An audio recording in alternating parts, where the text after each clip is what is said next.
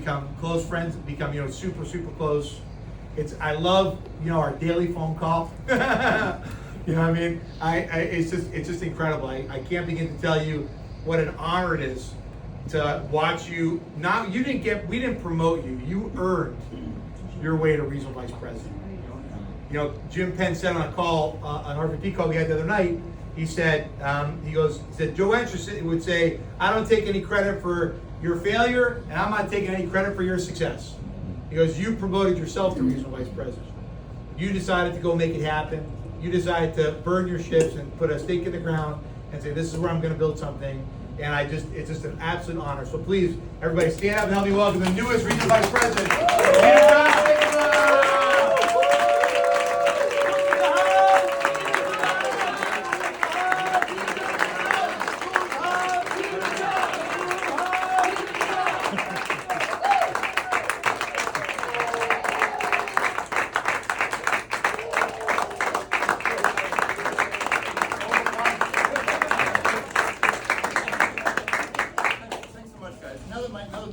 Now there's no more room for anybody else in this room because my head is now so big. I've got to leave the little door to get back to the room. But thanks so much, guys. I really appreciate that. So we come together in an event like this. I only got 2 pages of notes I want to go through. I didn't memorize the whole thing I wanted to say.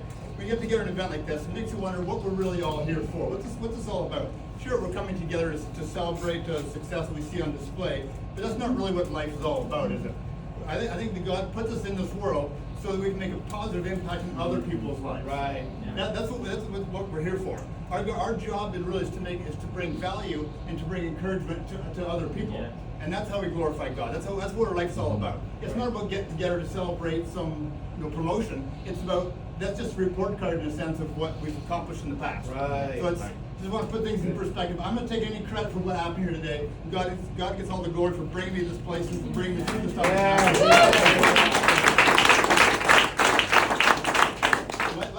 Life is not so much about what we can get, or it's more about who we can become, and what the process of becoming somebody is in the process. And just a kind of report card, like I said, where we're at. So before we really get into what I want to talk, I also want to congratulate the newest ring wearer, the newest $100,000 earner in Primerica, Kevin Clark.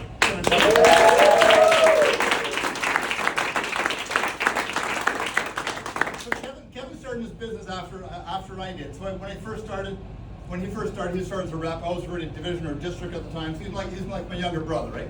So he got promoted. We both got promoted to regional leader at the same time. He became my twin brother at that time. Right? And then he a bunch of years ago he got promoted to regional vice president. So he became my older brother. Right? So, but now he crossed over the ring, and I went regional vice president. So we're back to twin brothers. Yeah. Over the last 14 years, I was introduced. Andrew kind of said a little bit how I was introduced to the company. So 14 years ago, 2009, and I'll tell some of the things about what my financial situation was like back then, because like Zach said, I lived it. I'm not trying to be convincing to anybody. I'm saying what I experienced. I'm convinced. Right. That's why I can be convincing. Right? See, we always want to put together 2 numbers for a client. So let's call it the debt freedom date, which means if you manage your debt the way you do, when will you be out of debt? My debt freedom date was 25/16. 500 years from now. I knew my best was what got me into debt. My best was getting me out of debt. Right? So Primerica came along, Andrew specifically came along, and got us out of debt in 6 months. Not mortgage free, debt free in 6 months. Right? So that's kind of part one. Next thing is, he also showed me, Peter-John, you have less in your savings plan than you put in your savings plan for the last 18 years. I was putting money on a regular basis for 18 years, and there was less in than I had put in. Somebody's ripping my finances off, and I didn't have a clue how. Yeah. I was a greenhouse guy. I kind of downplay it a little bit. I was the engineer of the greenhouse. I'm a certified engineer. I went to university, got a degree, went to college for a whole bunch of years. I don't think I'm stupid, but I was ignorant. I didn't know how finances work. So Andrew changed our $7,000 to $170,000 in 18 months. Wow. So I'm convinced. I'm not trying to be convincing, right? So that's kind of where I was at. So whenever I see a client's financial situation, says, whatever debt situation you think you've got going on, mine was worse. I've been there. I can show you how to get out of that. Right. I was making, what, $2,400 a month, basically, when I met Andrew? Something like that. So fast forward a whole bunch of years, because what Primerica's taught me, because what Andrew's taught me specifically, changed the business around. I also started a corporation in the meantime. I kind of top out at right now, $20,000 to $30,000 a month. Per month. Right? That's not making it a month, but I used to make in a year. That's what we could. That's really what Primerica's taught me how to do, right? And I'm not trying to roll my own horn because I'm not. I'm not getting the credit for this. I just did what the coach told me to do. Yeah. Coach said call a play, and I went and followed that play. Went to what he said to do, right? So I was broken at Primerica, had the wrong kind of insurance. If I passed away, the family's still screwed financially. So like Zach says, if someone has the universal life policy that's good for them, I'm not buying them hearing aids. I like that line. I can show you what's wrong with your policy, but if you don't want to listen, that's a you problem. I'm not going to make that a me problem. Like I say to my clients when I first meet them, my job is to show you how to not get ripped off by the industry if you want to listen. If you don't want to listen, that's totally fine. That's up to you. Yeah. It's not my problem. I'm going to be okay. My job is to make sure that you are, because I understand my responsibility is to bring value and encouragement to other people. If they don't want to listen, not my problem. So I had the belief that when I first started Primerica, I had the belief that in order for me to get ahead, I had to work harder at my job, I had to make more, I had to spend less, I had to save more. In other words, I had to work on me. I had to help myself get out ahead financially. I had to work on me and my situation. But one thing Primerica's taught me is that's completely backwards. I got to show other people how to get ahead. And by showing other people how to get ahead, that's how I can get ahead. If I'm just going to be so introspective and just look at my own financial situation, my own life, and make my life all about me, I'm not getting ahead. That's true. Right? You can only get ahead by helping other people out. And again, the goal is not for me to get ahead. The goal is to help other people. Because you reap what you sow. But if you never sow, you're never going to reap. Right. If you don't put it out there, if you don't try to help other people, no one's going to help you out. Right? You probably know people who ask you to help them move, but they're never going to do anything to help you out in the meantime. Right? If you're always helping other people, people are going to come around and help you. You can call in some favors. Right? That's what life's about. You want to help other people, show them how to get ahead. Because really, life isn't about me. And if we live our life in such a way that we have the scarcity mindset, there's only so little to go around, and I need to get my slice of the pie, otherwise there's nothing left. But because I serve a God of abundance, there's no scarcity in life. We serve a God of abundance. You know how much you got to make in this world to make more than most people in this world make? $25,000, $30,000 a year. You're making more than 90% of the rest of the world. Like, we got it so good in this country, and it's just incredible. We don't have a scarcity mindset. It's not about how little we have. I need to keep what I got, because if I don't take care of me, I'm not going to have anything. No, I'm going to be able to give to others, not just of what I have, but who I am, and be able to benefit and bless them going forward. Right? The goal is not about getting a result. The goal is not about getting the ring, getting the watch, or getting the promotion. That's not what the goal is. The goal is not to have something. So at the end of our life, we're going to look at the big pile of crap that we got and say, hey, good for me, I'm successful. Right? That's not what life's all about. Life's about becoming somebody. And that's what the goal is. And through a regular, daily routines and habits that we have, we can just adjust our little schedule a little bit and adjust our minds a little bit so we can change our daily habits so we can become somebody forward. Because the goal is, sure, you're working toward a promotion, you're working toward the next development in your business, but that's just a record of who you are becoming in the process. So when you achieve that result, don't stop, because that's really the springboard to keep on going and continue to be that person, right? So that's kind of what I want to say, but really a whole lot of things, and Andrew's kind of downplaying it. He says he didn't make me a promoter and so on, but there's so many conversations that Andrew and Giselle and Melissa Andrew, Melissa, Giselle, and Carlos, and Zach Rickson probably involved as well. I had conversations about what do we do about this guy who doesn't stop? What are we going to do to get him out of the business? What are we going to do to get him promoted? What are we going to do to have his own base shop? What are we going to do about this? So I'm sure there were conversations about it long before I knew about this.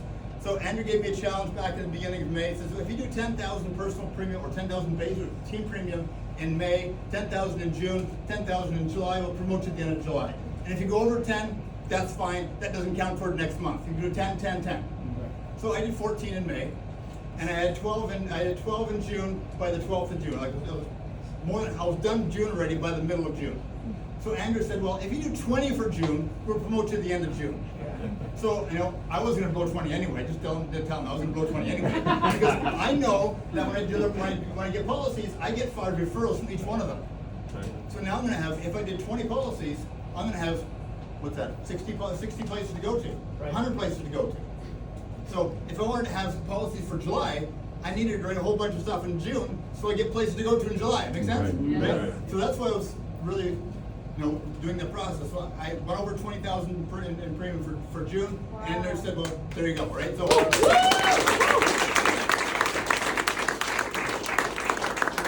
I don't know where Andrew pulled this recognition piece from, but I got a piece in the mail signed by Jeff Demansky, head office. I was a top personal premium producer in Canada in June. That's right.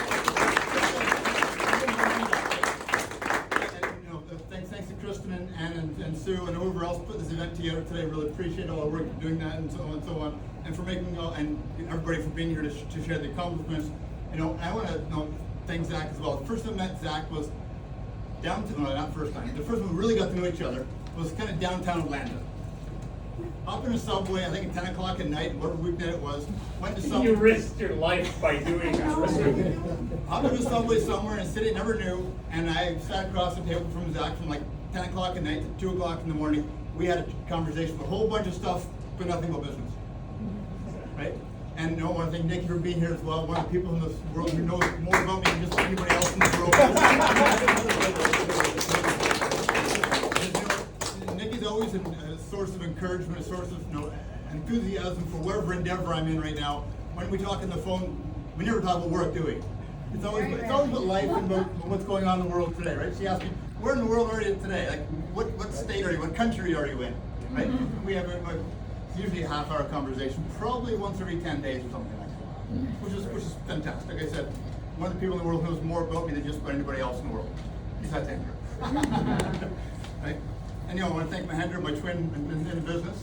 I met Mahendra. He came over from Maple over Brampton today, and he first introduced himself to me. I didn't know him, but he knew me because I had my picture on POL for top security producer for probably 9 months straight. And I was coming down the escalator at CLC, and he comes up and he says, "Peter-John, how do you do so much securities?" First thing he said to me. And he's been my twin ever since. We kind of started the business more or less at the same time, like a year or so apart. We went to district within 2 months apart, went to division state within 2 months, went to regionals within 2 months of each other. We both got the ring within 2 months of each other, so I guess the RVP before Christmas, right? Right. So, yeah, and thank Nick and Esther as well. The first time I bumped into Nick was in Banff a couple of years ago, and is that the Silver Springs hotel, and all the food is in the lobby. I picked up my plate of food and went into the dining room to find a place to sit, and Nick stands up and points at me. I never knew this guy. I didn't know him, but he knew who I was. Actually, his wife knew who I was. I didn't anymore. Turns out I'm his neighbor's uncle. So yeah, he said, "Hey, you're sitting with us." So ever since that time years ago, I have a conversation with Nick probably twice a month or something like that. Usually when the rest of Ontario is sleeping. 100%. He's going for a walk through town, and I'm driving home from one of my appointments somewhere, and we have a chat about life and business and everything like that. So it's fantastic, right? But altogether, I'm no one special. I'm just me, and I'm just doing me. I'm not trying to compete with other people necessarily. I'm just trying to beat me. I'm trying to beat me from last month. I'm trying to beat me from last year this month. I'm trying to keep my rolling 12 going. I'm trying to bring the most value to the most people I can possibly visit. And if people don't want to sit with me, that's perfectly fine. That's fine. But if we all have the same opportunity in front of us right now, and you all could have been somewhere else tonight. We chose to be here, and I thank you for that. You make me feel much more special than I deserve to be. But we all have so much more to accomplish. So God gets the glory for the results that brought us here today, and He'll continue to be honored and glorified as long as we do our work with honesty and integrity, and we do it to the betterment of society. That's really what our purpose is. Our job really is to, and on the financial side of business, is to take care of the widows and orphans, the families the families of members who died too soon. Our job is to teach people how to make more, and how to have more, and how to be more. We're just supposed to assist others in changing and going for a life of significance and dignity for them, for themselves, and for their family. For as James says in the Bible, that is our true mission. That's what our true value, purpose in life is to bring value to other people, to the orphans and widows. So from there, thanks all for coming tonight. And again, we all have the opportunity to go ahead and make a difference. So thanks, Zach, for bringing the food over to us for tonight. You know, thanks so much for coming, guys.